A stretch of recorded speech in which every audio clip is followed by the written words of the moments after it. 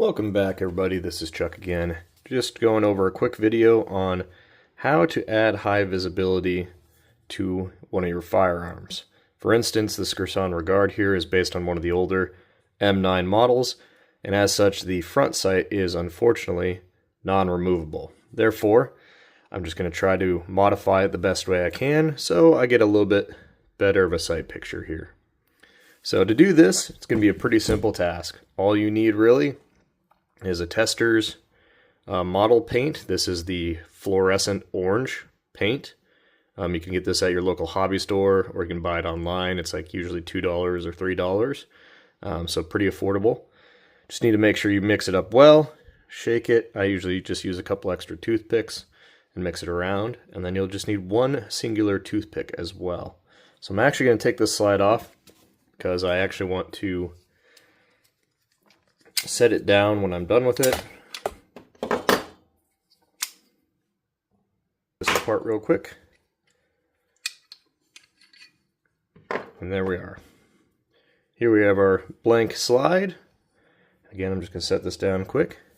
And what we're trying to do here is just get a little drop kind of on the very tip of this, and we want it to kind of pool a little bit. See how that is kind of dripping, or looks like there's a drop accumulating on the end of that? That is what we're looking for. So then basically what we want to do is let gravity do the work. Line this up here. So we're actually going to just place it right at the end of the sight here, and eventually give it a couple taps. Rotate a little bit. We're just going to let gravity do the work and fill the dimple of that sight though. Come on. I know you want to.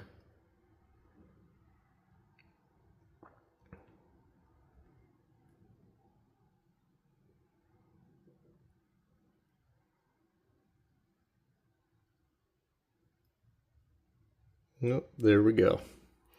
Alrighty, so hard to see there. There's a pretty big dot accumulating. What I'm going to do is just set this down upright. I'm just going to let that dry. So I'm going to come back to that, and I'll show you the next steps afterwards. And we're back. After about 24 hours, you can see that it's kind of recessed into the little dimple there on the front sight. Now you do notice that there is some that actually got outside of it, and that is totally fine, because what we're going to do here is actually we're going to take some acetone here,